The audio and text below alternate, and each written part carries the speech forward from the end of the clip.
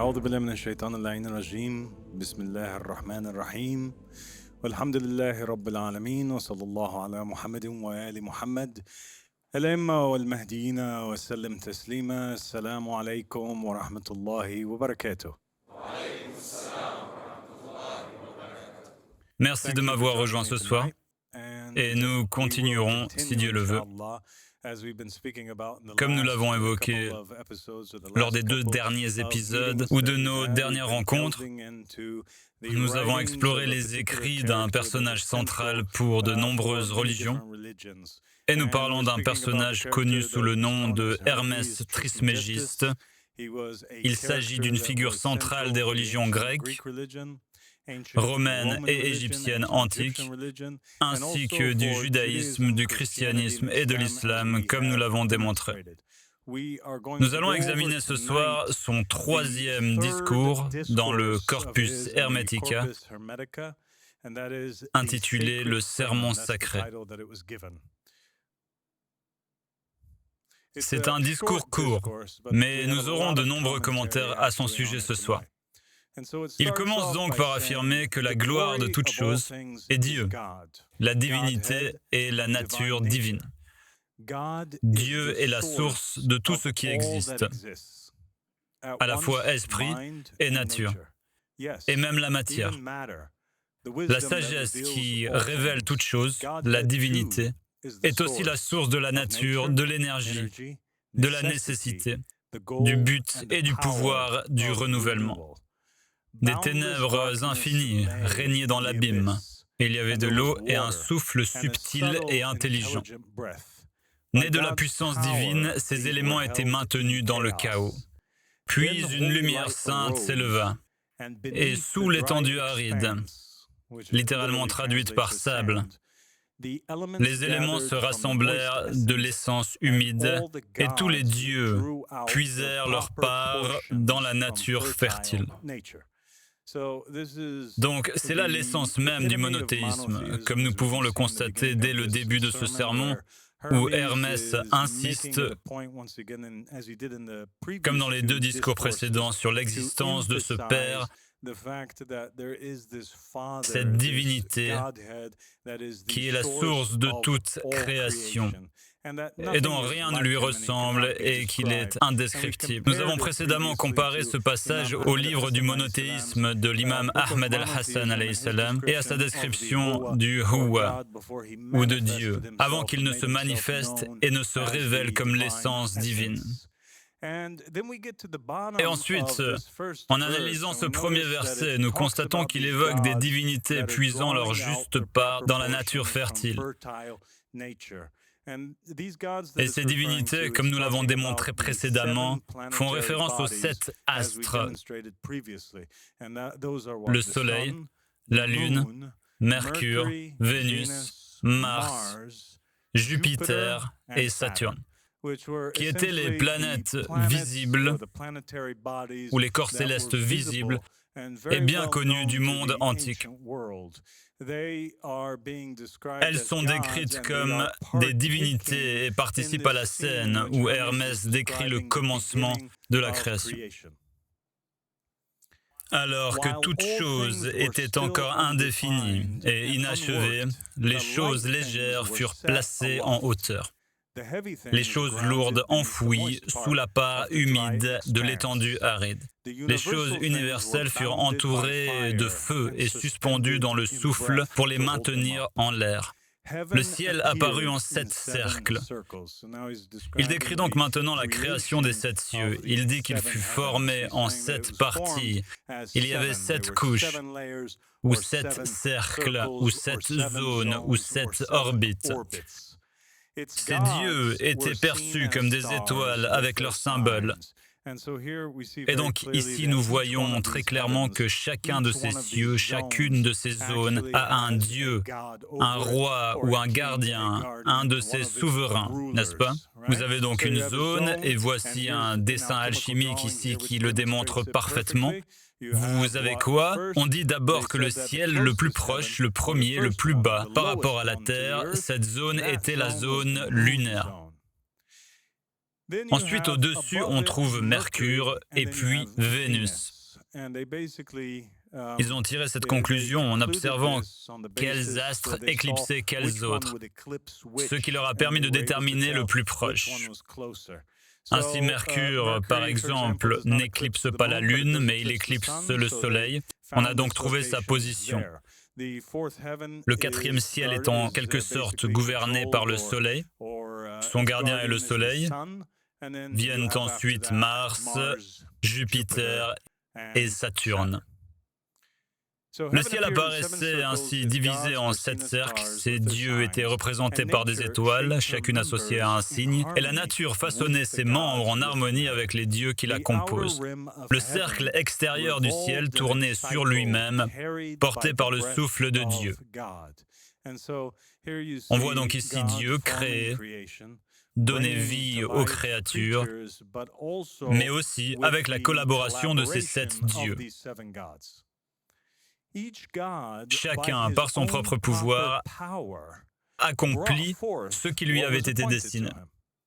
Ainsi naquirent les quadrupèdes, les reptiles, les créatures des eaux, les êtres ailés et tout ce qui porte en soi une graine, l'herbe et chaque pousse de fleurs, chacun portant en lui la semence du renouveau.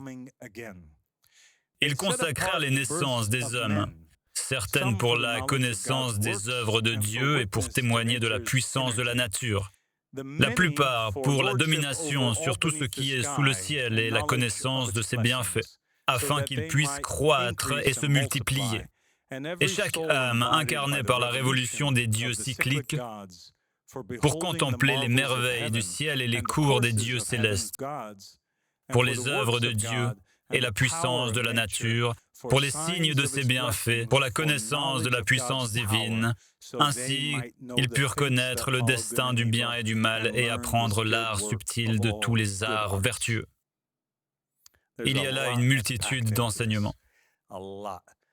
Et en substance, ce qu'Hermès affirme, c'est qu'il existe toutes sortes de créatures. Les créatures étaient imprégnées de propriétés particulières, héritées des différentes planètes et étoiles qui régnaient sur ces 7 cieux, selon l'astre qui les influençait le plus. Elles acquéraient ainsi cette forme, ce tempérament. Mais contrairement aux créatures marines, aériennes ou terrestres, une créature spéciale fut créée, et c'était l'homme. Sa naissance fut mise à part. Il était unique. Ils l'ont créé d'une manière différente des autres. Et la raison en est que certains hommes furent créés pour connaître l'œuvre de Dieu et témoigner de l'énergie de la nature. Certains furent imprégnés de propriétés, de pouvoirs et de capacités hérités de ces astres qui leur permirent de méditer sur les secrets divins, de parcourir les cieux, de s'émerveiller du mouvement des corps célestes et de percevoir la puissance divine, et de lire le destin des hommes, de prédire l'avenir. Telle était l'intention de Dieu lors de la création. Il a créé l'homme afin que son intellect se développe au point qu'il acquiert une conscience et une maîtrise totale de son destin. Il était censé lire son existence et le cours de l'histoire humaine, connaissant pleinement l'avenir en le déchiffrant dans les étoiles. Et voici un magnifique dessin alchimique où chaque astre influence ou participe à la création de l'homme en projetant sa lumière sur lui. Ainsi commence leur vie et leur croissance spirituelle, selon le destin décrété par les cycles des dieux. Leur mort s'inscrit dans cette même perspective. Le destin, la richesse qu'ils allaient amasser, ou leur courage, ou le nombre d'enfants qu'ils auraient, leur longévité, leur charisme, le nombre de leurs épouses ou de leurs partenaires. Tout cela était déterminé par les astres. C'est pourquoi, comme l'indiquaient les écrits d'Hermès, on les nomme le destin. On les désigne collectivement sous ce nom. De puissants vestiges de leurs œuvres subsisteront sur la terre, bien qu'ils s'estompent au gré des cycles. Car chaque naissance, chaque fruit mûrit, chaque œuvre, malgré sa dégradation, doit nécessairement se renouveler par la puissance créatrice des dieux et par le cycle rythmé de la nature. La divinité est le renouvellement constant du mélange cosmique. La nature elle-même est indissociable de cette divinité. Donc, pour vous donner une explication ou un exemple qui pourrait vous aider à comprendre comment les anciens percevaient l'influence des planètes sur l'humanité, ils la concevaient de la même manière que nous percevons l'ADN aujourd'hui.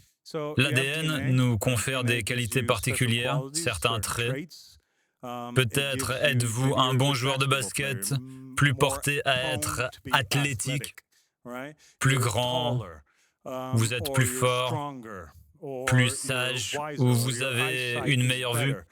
Ces caractéristiques sont inscrites dans votre ADN. Avant même votre création, ils considéraient que les planètes exerçaient le même type d'influence sur nos vies. Voilà qui conclut le sermon sacré. Maintenant, que dit le Coran au sujet des astres? Voici quelques versets arabes et leur traduction ici.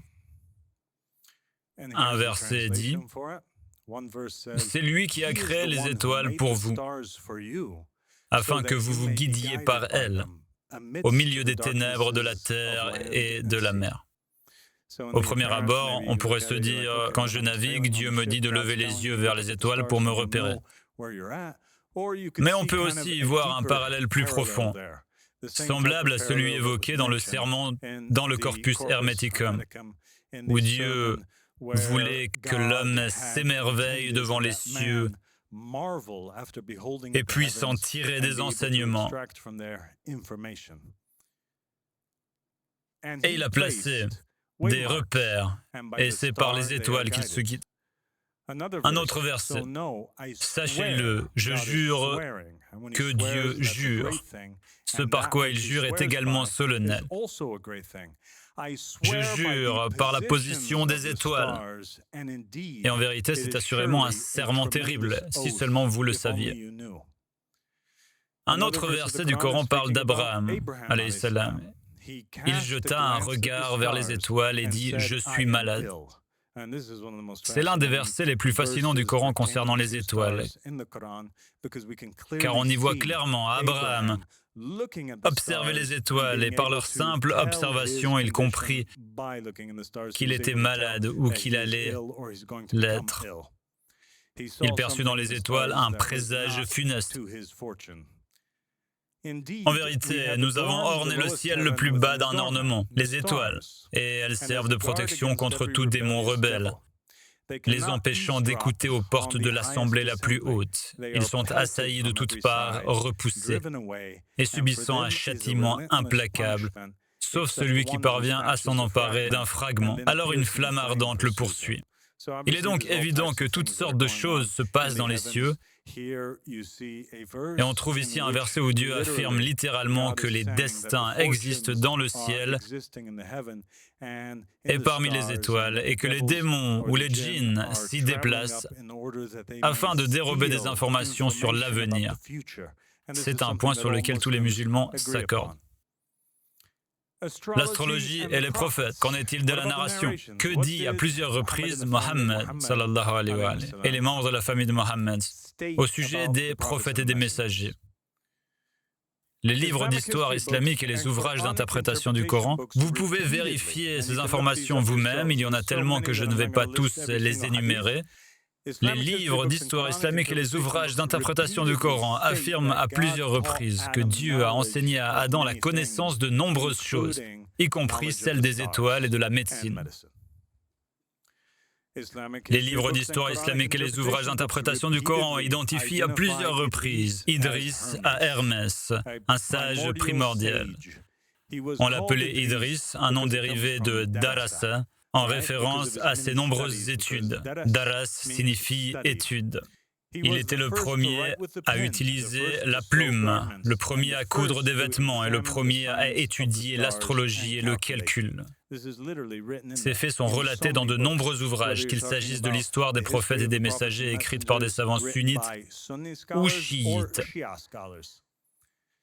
Les livres d'histoire islamique et les ouvrages d'interprétation du Coran contiennent des récits selon lesquels Hazar, le père d'Abraham et astrologue de Nemrod, aurait prédit grâce aux astres la naissance d'un enfant qui mettrait fin à leur religion et au règne de Nemrod.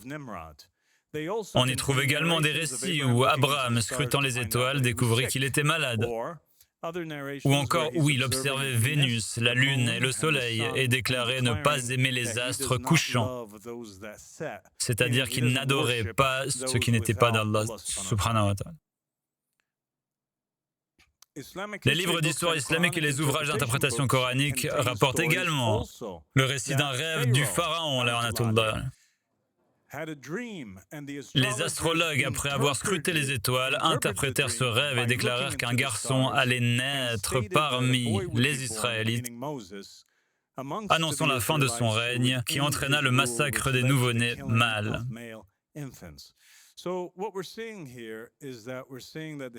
Ainsi, l'histoire du judaïsme, du christianisme et de l'islam confirme l'existence de cette science depuis l'origine de l'humanité et le recours qu'en faisaient les croyants et les non-croyants.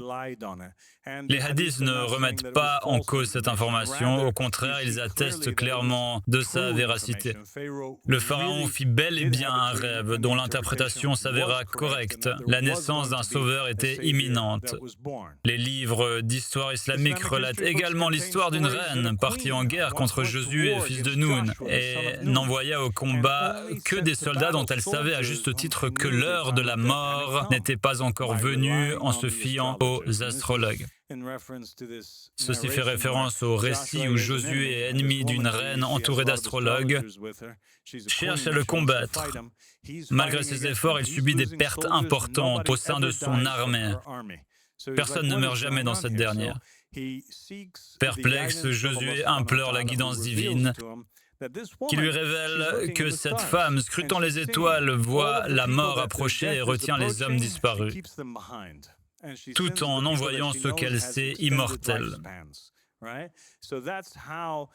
C'est ainsi qu'elle donne l'illusion d'une armée parfaite et infaillible.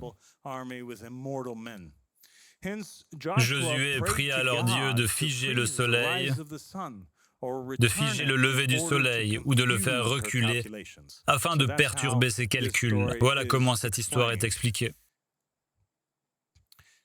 Les livres narratifs juifs rapportent également l'histoire de Salomon qui demanda à Pharaon, son voisin, de l'aide pour la construction du temple. Et Pharaon ne l'aimait pas, il était jaloux et hostile envers Salomon et il tenta de le tromper en lui envoyant des ouvriers dont la mort était proche, sachant cela grâce aux étoiles.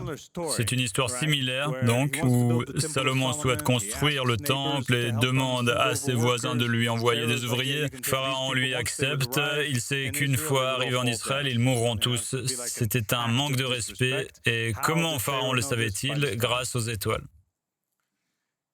La Bible, les livres d'histoire islamique et les ouvrages d'interprétation du Coran contiennent des récits selon lesquels des astrologues sages ont suivi une étoile montante jusqu'au lieu de naissance de Jésus et ont apporté de l'or, de la myrrhe et de l'encens, chacun étant expliqué symboliquement. Des livres d'histoire islamique et des ouvrages d'interprétation du Coran relatent comment Héraclius, Et d'autres ont perçu des signes annonciateurs de la mission de Mohammed, sallallahu alayhi wa alayhi. Ils ont découvert que Mohammed était né et qu'il viendrait accomplir de grandes choses. On trouve des récits de Khosrow, roi de Perse, témoin de prodiges. Une arche du palais se fissura, un canal se rompit. Cherchant alors à comprendre la signification de ces événements, il consulta ces astrologues qui, en scrutant les astres, déduisirent la naissance de Mohammed, sallallahu alayhi wa alayhi. Les livres d'histoire islamique rapportent également qu'un astrologue juif érudit calcula une naissance et conclut qu'elle ne pouvait concerner qu'un prophète ou son successeur, destiné à gouverner le monde entier. Cet événement fut interprété comme le signe de la naissance du 12e imam tant attendu. Salut ala Muhammad.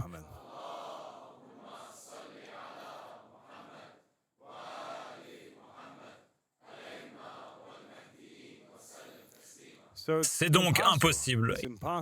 Il est impossible que ce soit une coïncidence que tous ces récits, d'Adam jusqu'au 12e imam, mentionnent à maintes reprises que ces personnes se fiaient à cette science et qu'elle était exacte. Donc, quelle est l'origine de l'astrologie?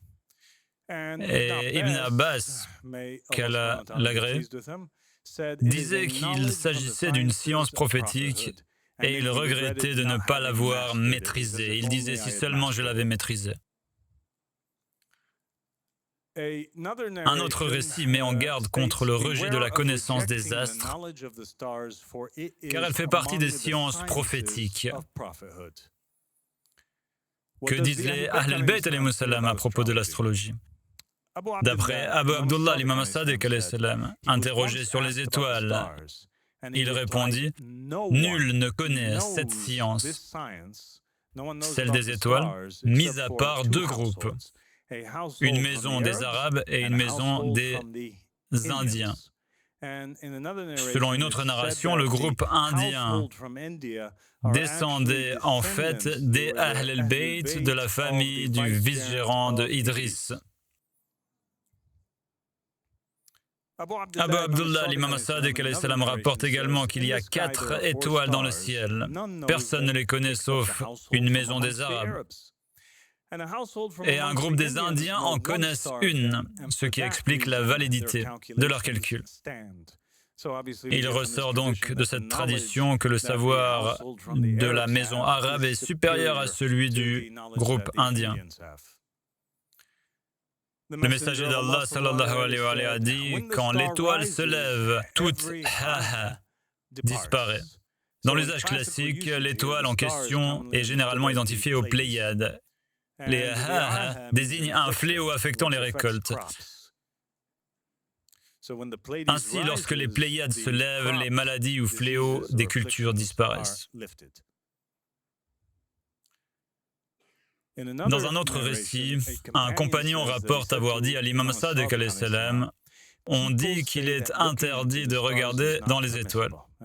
Or, c'est important car beaucoup, notamment parmi les sunnites, considèrent l'astrologie comme haram, une forme de divination et d'associationnisme shirk et inacceptable. Quelqu'un posa la question à l'imam Sadiq alayhi salam qui répondit « Cet homme dit qu'il est interdit de regarder les étoiles, pourtant j'y trouve du plaisir, je suis attiré par elles, mon âme le désire. Si cela nuit à ma religion, je n'ai besoin de rien qui y nuise. Mais si cela ne nuit pas à ma religion, par Allah, j'en ai soif. » Il a répondu, « Contrairement à ce qu'on dit, cela ne nuit pas à votre religion. »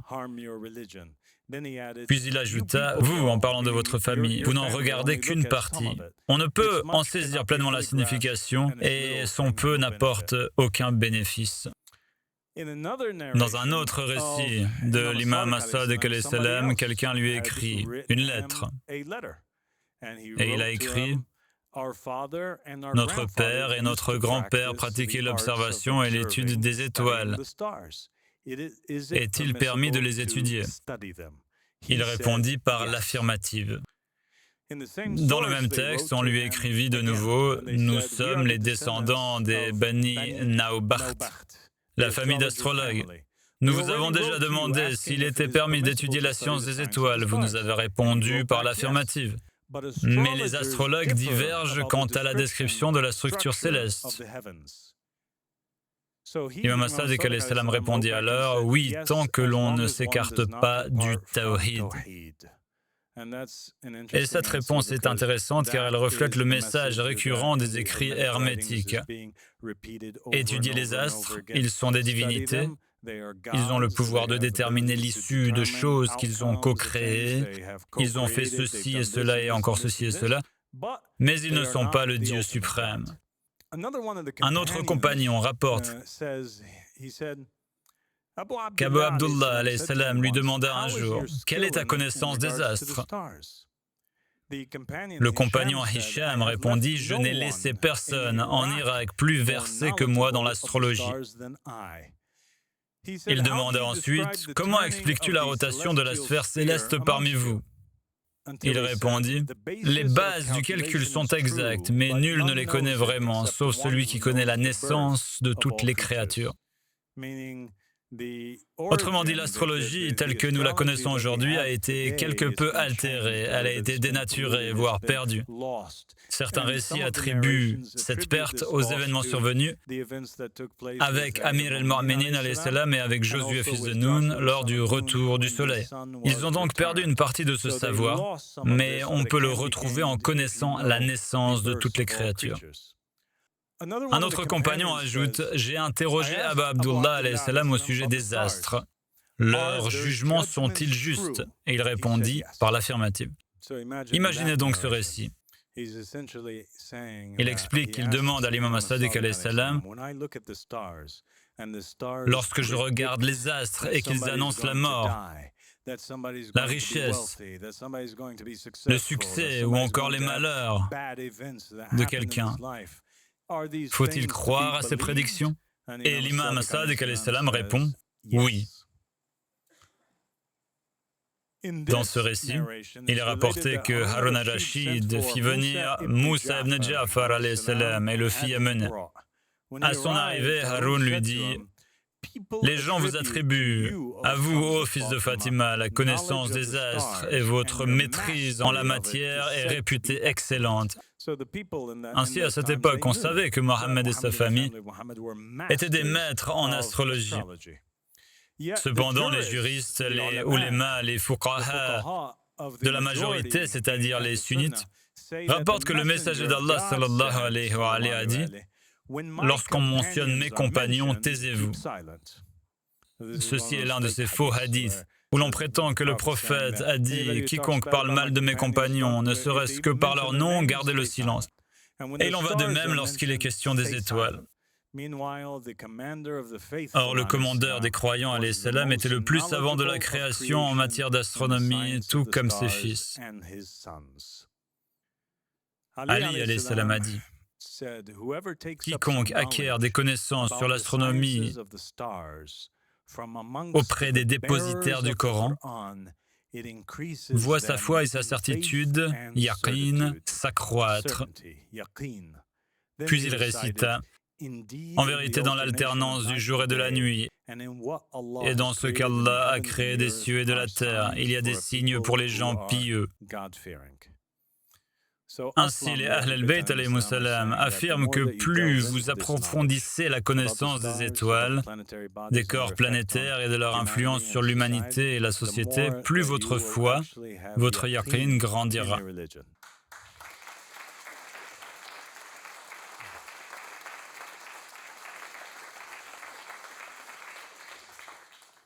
Un des compagnons nommé Yunus raconte « J'ai dit à Abu Abdullah alayhi salam que je sois ta rançon, parle-moi de la science des étoiles. De quoi s'agit-il » Il répondit « C'est une science parmi les sciences des prophètes. » Je demandai « Ali ibn Abi Talib alayhi salam la connaissait-il » Il me répondit « Il était le plus savant de tous en la matière. » Il y a un verset coranique qui dit « Et ainsi nous avons montré à Abraham la royauté, la plénitude des cieux et de la terre, afin qu'il soit de ceux qui en sont certains. » Abu Ja'far alayhi salam a dit à ce sujet « Les 7 cieux lui furent dévoilés jusqu'à ce qu'il contemple le 7e ciel,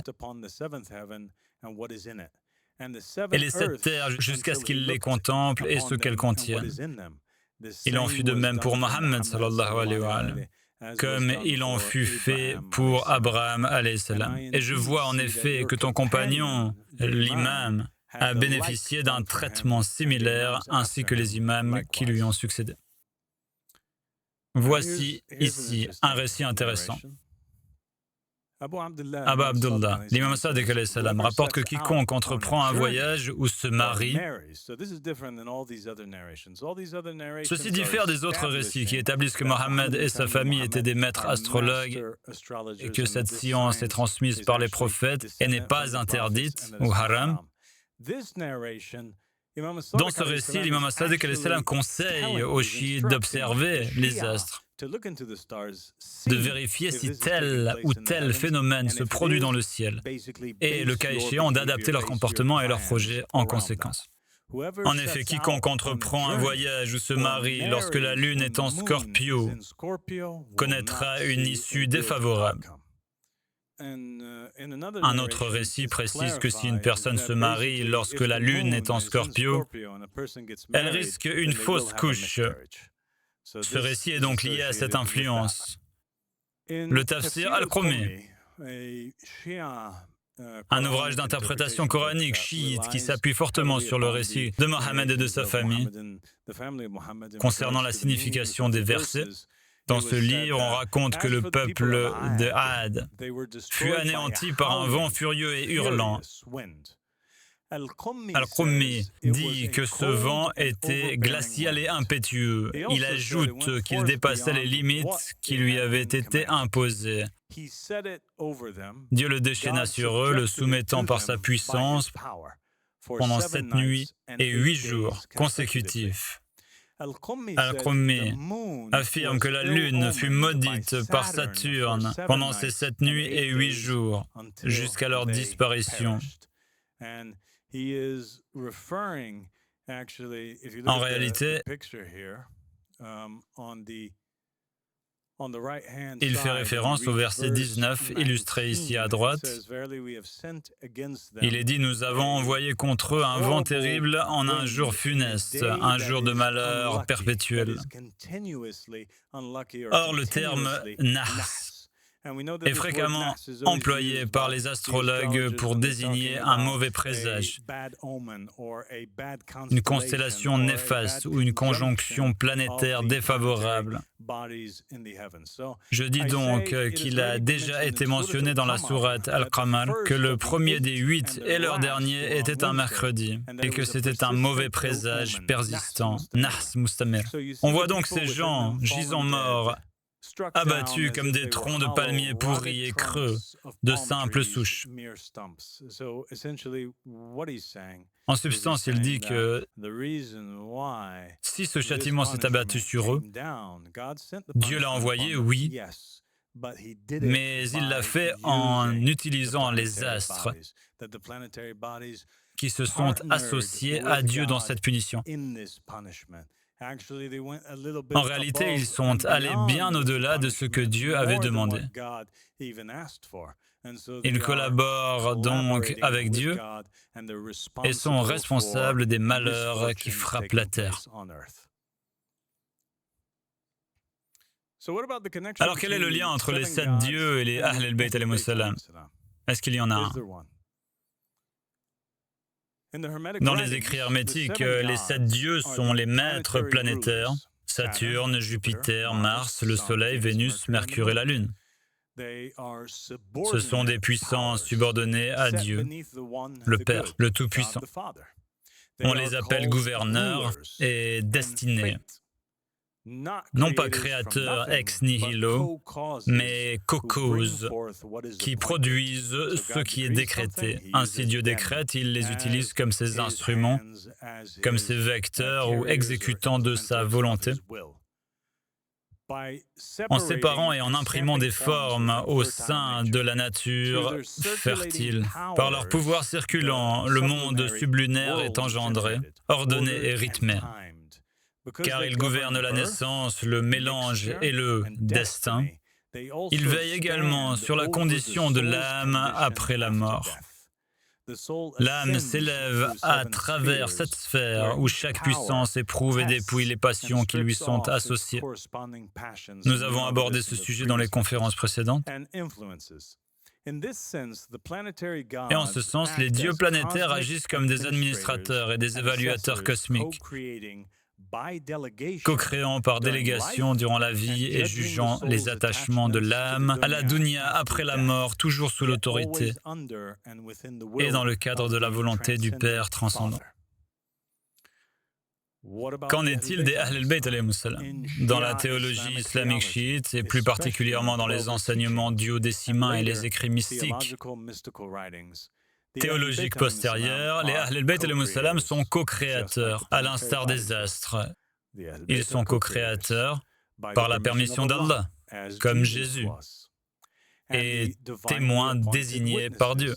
Ils sont des témoins et médiateurs désignés par Dieu, par lesquels le commandement et la miséricorde de Dieu atteignent la création. Décrits comme hujja, des preuves divines. Ils possèdent la wilaya takwiniyya, l'autorité d'administrer les affaires par la permission de Dieu. Ainsi, la guidance, la protection, la subsistance et même l'ordre cosmique sont censés circuler à travers eux sans compromettre le tawhid. Dans la vie, ils participent à la gouvernance divine en enseignant la loi, en révélant la sagesse, en rectifiant les âmes et en leur apportant la subsistance. Après la mort, ils sont liés au passage de l'âme et sont porteurs de shafa'a, de sorte que l'allégeance et la ressemblance d'une personne envers eux déterminent ce qui est rejeté ou préservé de l'âme. Ainsi, toutes les puissances planétaires fonctionnent comme des administrateurs délégués. Dans la pensée hermétique, les Ahl al-Bayt alayhimus salam sont présentés comme les administrateurs désignés par Dieu pour guider et faire preuve de miséricorde, éprouvant, purifiant et aidant les âmes, toujours dans l'obéissance à la volonté divine. En réalité, que signifie cette description? La description de ces 7 planètes est identique à celle des Ahl al-Bayt alayhimus salam. On pourrait simplement remplacer le terme Ahl al-Bayt par le nom des planètes, ou encore remplacer le nom des planètes par celui des Ahl al-Bayt. Et le sens resterait le même. Ce serait parfaitement logique. L'imam as-Sadiq alayhi salam dit que Dieu a créé la volonté par lui-même. Puis il a créé les choses par cette volonté. Souvenez-vous de la carte mentale que nous avons vue hier ou avant-hier lors de la conférence. Nous avons dit que le Père émanait d'Allah et que Allah avait une volonté, n'est-ce pas? Ici, concernant le Mashiach, l'imam as-Sadiq alayhi salam dit que Dieu a créé la volonté par lui-même, puis il a créé les choses par cette volonté. Ok, mais qui est cette volonté? Qu'est-ce que cette volonté? L'imam Abul Hassan alayhi salam m'a demandé « Oh Yunus, sais-tu ce qu'est la volonté? Qu'est-ce que ce Mashiach ?» Bien, nous allons le découvrir précisément grâce aux paroles des Ahl al-Bayt. Vous n'avez pas besoin de me croire, nous allons nous baser uniquement sur les preuves. Sais-tu ce qu'est le Mashiach? J'ai répondu non. Il a dit que c'était le premier souvenir, le premier dhikr. Qu'est-ce que ce premier dhikr?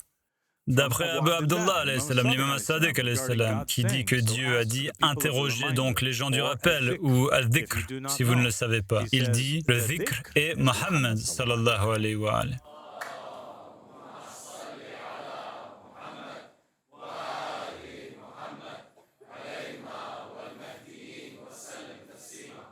Et nous sommes ceux à qui il faut s'adresser. L'imam al-Baqir alayhi salam a dit « Le jugement des hommes nous a été confié. Ainsi, nous avons établi sans l'ombre d'un doute que les Ahl al-Bayt alayhimus salam sont les créateurs, tout comme les astres le sont dans la pensée hermétique, les créateurs de ce monde. L'imam al-Baqir alayhi salam a également dit « Le jugement des hommes nous est confié par Dieu.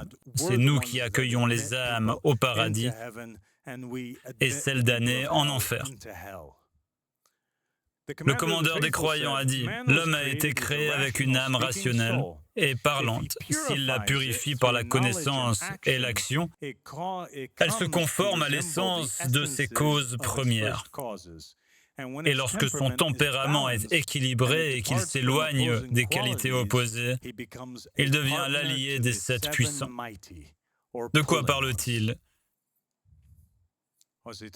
Quels sont les 7 puissants? Les 7 qui exercent une attraction magnétique. Qui sont-ils? Ce sont les 7 astres. Ainsi, lorsqu'un homme se perfectionne, qu'il purifie son âme, à quoi s'unit-il? Il s'unit à ces 7 divinités. Dans un autre hadith, Abul Hassan a dit à propos de ce verset, « Nous t'avons certes donné ces 7 souvent répétés, et le Coran magnifique. » Aucun prophète n'a reçu cela, excepté Mohammed sallallahu alayhi wa sallam. Les 7 souvent répétés, les Saba Mathani, les 7 Mathani, sont les 7 imams autour desquels gravite la sphère céleste. Et le Coran magnifique est Mohammed sallallahu alayhi wa sallam. Êtes-vous prêts pour la suite? Le messager d'Allah sallallahu alayhi wa sallam a dit, c'est un hadith magnifique.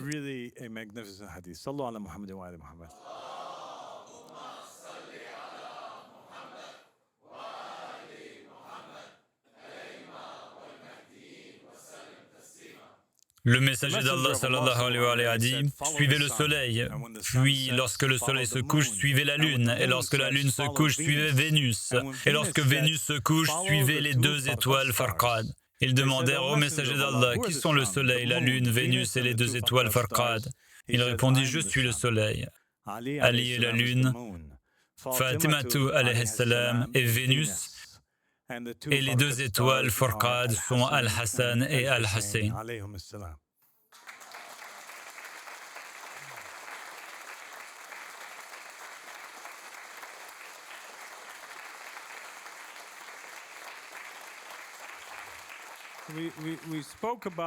Nous en avons parlé dans un épisode précédent et nous avons promis de révéler la signification cachée des statues de Vénus que nous avons ici. Et le nom arabe de Vénus est Az-Zahra et le surnom de Fatima est Fatima Az-Zahra alayhi salam. N'est-ce pas incroyable? Maintenant, voici l'histoire d'un Yéménite qui rencontra l'imam as-Sadiq alayhi salam. L'imam l'appela par son nom que personne ne connaissait, et c'était Saad. Il lui demanda, « Oh Saad, quel est ton métier ?» Il répondit, « Je viens d'une famille qui étudie les étoiles. » L'imam demanda alors, « Quel est le nom de l'étoile qui, lorsqu'elle se lève, agite les chameaux ?» Si nous nous arrêtons là, cela suffit déjà à nous indiquer que, de l'aveu même de l'imam as-Sadiq alayhi salam, les étoiles influencent le comportement des chameaux et qu'une étoile en particulier est responsable de leur hurlement. Il répondit, je ne sais pas. L'imam a dit, tu as raison. Bien, alors quel est le nom de l'étoile qui, lorsqu'elle se lève, agite le bétail? Il répondit, je ne sais pas. Il a dit, tu as dit vrai. Il demanda, quel est le nom de l'étoile qui, lorsqu'elle se lève, agite les chiens? Il répondit, je ne sais pas. Il répéta, tu as dit vrai, en disant, je ne sais pas. Puis il demanda, qu'est-ce que Zuhal, Saturne, parmi les étoiles? Il répondit, c'est une étoile de mauvais augure. Abu Abdullah alayhi salam a dit, ne dis pas cela, c'est l'étoile du commandeur des croyants, Amir al-Mu'minin alayhi salam, et l'étoile de ses successeurs. C'est l'étoile perçante, mentionnée par Dieu le Très-Haut dans son livre. Et donc, Saad pensait donc que Saturne était une étoile de mauvais augure quand elle apparaissait dans le ciel. Et Saturne règne sur le 7e ciel. Le 7e ciel est celui où se trouve l'arbre Sidr, vers lequel Mohammed sallallahu alayhi wa sallam se rend avant d'atteindre Allah, exalté soit-il. Il se situe à sa limite. Nous constatons ici qu'en substance, essentiellement, l'imam as-Sadiq alayhi salam affirme que Amir al-Mu'minin alayhi salam est le souverain du 7e ciel. Le 7e ciel qui se trouve tout au bout de ces 7 cieux, qui, comme nous l'avons dit, existent collectivement à l'intérieur du trône. On interrogeait l'imam as-Sadiq alayhi salam au sujet des étoiles. La connaissance qu'on en a est-elle véridique? Il répondit oui, assurément, Dieu envoya Jupiter sur Terre sous forme humaine. Il prit un homme non arabe et lui enseigna la science des étoiles jusqu'à ce que celui-ci la pense maîtriser. Puis il lui dit, regarde, où est Jupiter? Donc voilà, on a un homme. Jupiter lui apparaît sous la forme humaine. Cet homme n'était pas arabe. Jupiter lui apparut. Jupiter lui enseigna toutes les sciences des étoiles jusqu'à ce qu'il les croie maîtriser. Puis il lui demanda, regarde, où est-ce que se trouve Jupiter? L'homme répondit, je ne la vois pas dans les sphères célestes. Je ne sais pas où elle se trouve. Mes calculs indiquent qu'elle devrait s'y trouver, mais je ne la vois pas. Il le mit donc de côté et prit sous son aile un homme venu d'Inde, qu'il enseigna jusqu'à ce qu'il croie qu'il les maîtrisait. Puis il demanda, où est Jupiter? L'homme répondit, mes calculs indiquent que tu es Jupiter. Il haleta et mourut, et sa famille hérita de son savoir. Ainsi ce savoir est présent parmi eux. Dans ce récit précis, nous voyons que Mohammed et sa famille, alayhi salam, affirment que ces 7 dieux qui résident dans les cieux, ces dieux qui ont participé à la création, qui ont aussi la capacité de se manifester sur terre sous forme humaine. Tout simplement. Et donc nous allons nous arrêter là. Mais Inch'Allah, dans les prochaines conférences, nous parlerons de la façon dont les corps planétaires ont fini par être vénérés et comment les gens ont fabriqué des statues à leur effigie. Nous verrons également comment Hermès, en fait, dans ses discours, a expliqué comment les Égyptiens avaient perfectionné une méthode grâce à des rituels particuliers, leur permettant d'insuffler une âme à une statue. Et ils pouvaient ainsi exploiter cette âme et l'utiliser pour obtenir des informations sur l'avenir et le destin de l'humanité.